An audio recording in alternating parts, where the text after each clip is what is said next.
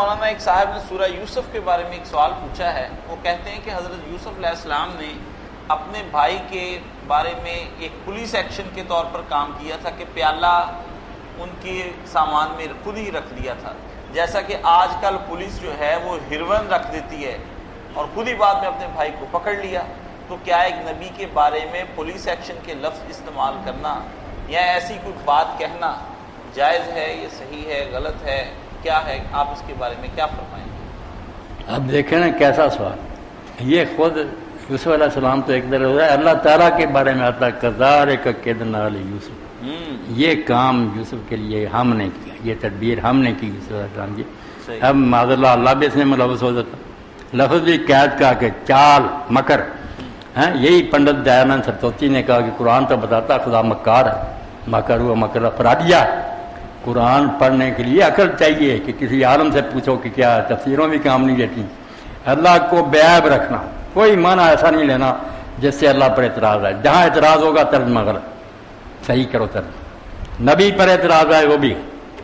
اب یوسف علیہ السلام کے ساتھ ہوا کیا؟ ہمارے علماء نے اسے ہیلا نکال لیا کہ جائز مقصد کے لیے ہیلا بھی کر لیا جائے نا، کوئی چال وہ بھی ٹھیک ہے. نیکی ارادہ تھا نا، انہوں نے بھائی کو رکھنا تھا، اس کو بتا بھی دیا تھا کہ تو میرا بھائی ہے، اور کوئی طریقہ نہیں تھا، ابھی بتانا بھی نہیں تھا، راز کھولنے کا حکم نہیں تھا، اس لیے ایسا طریقہ کیا کہ رکھ لی.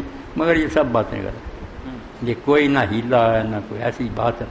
یہ آپ بیٹا پوچھ رہے ہیں، میں بتا رہا ہوں، اللہ کرے قدر کریں عالم اسلام اس کی. کوئی یوسف علیہ السلام کا ارادہ نہیں تھا، نہ پکڑنے کا نہ اس کو گرفتار کرنے کا. حیران ہوں گے کہ بات کیا ہوئی. اللہ کہتا سب کو میں نے کر لی، اس کے دماغ میں بھی نہیں تھا جو ہو گیا.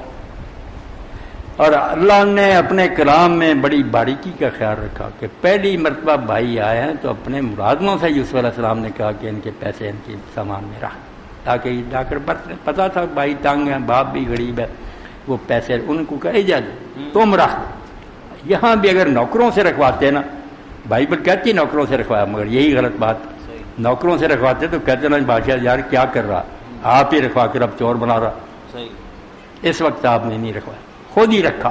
جالس یہ باریکیاں قرآن کی نظر میں رکھنا کہ یوسف علیہ السلام نے خود رکھا، اور اسی نیت سے رکھا کہ بھائی کو پتہ تو لگ گیا میرا بھائی مگر غریب ہے، یہ سونے کا پیالہ ہے، چلو استعمال کر لیں گے. وہ نیک سلوک کے طور پر آپ نے رکھ لیا اس خیال سے. بندے بھی آپ نے کوئی نہیں دوڑائے، اسی لیے اللہ کہتا کہ سارا کچھ ہم نے کر لیا.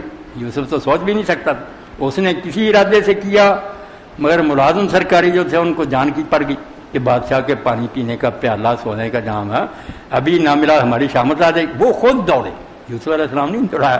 وہ ان کا جو کیپٹن تھا اور 7 سپاہی دوڑے، انہوں نے آوازیں دی کہ قافلے والوں تم چور ہو. انہوں نے کہا یار ہم تو چوری کے لیے اس ملک میں نہیں آئے.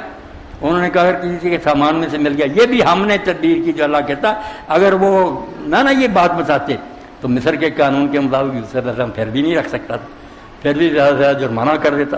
مگر یہ جو انہوں نے خود کہہ دیا بھائیوں نے کہ ہماری شریعت نے یہ ہے کہ جس کے سامان میں سے نکلے اس کو غلام بنا کر رکھ دیا.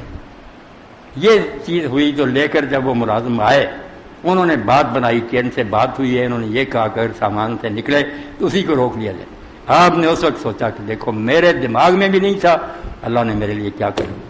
اب سامان جو تھا دیکھا سامان میں سے نکلنا ہی تھا، نہ بھائی کو کوئی پریشانی تھی، وہ بھی تھا سمجھا رہی میرا بھائی ہے، اور یوسف علیہ السلام کو بھی رکھنے کا موقع مل گیا.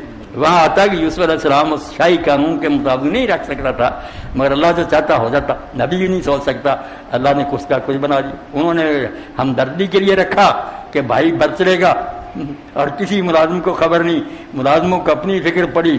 سارا مسئلہ ہوتا کہ کذالک کدنا لیوسف، یہ ہم نے یوسف کے لیے سب کچھ کرا. بات یہ تھی کدھر کی کدھر گئے گا، کوئی ہیلا نہیں، کوئی فریب نہیں، کوئی دھوکہ. اگر نہ سمجھ میں آئے تو پوچھ لیا کرو. یہ باتیں ایسی ہیں جو عمر بھر محنت کرنے تھے میری، جن لوگوں نے ایسی لکھی ہیں اللہ کی ان پر رحمت ہے، ورنہ سب ٹھوکرے کھاتے ہیں کہ ہیلا ہیلا. ماشاء اللہ.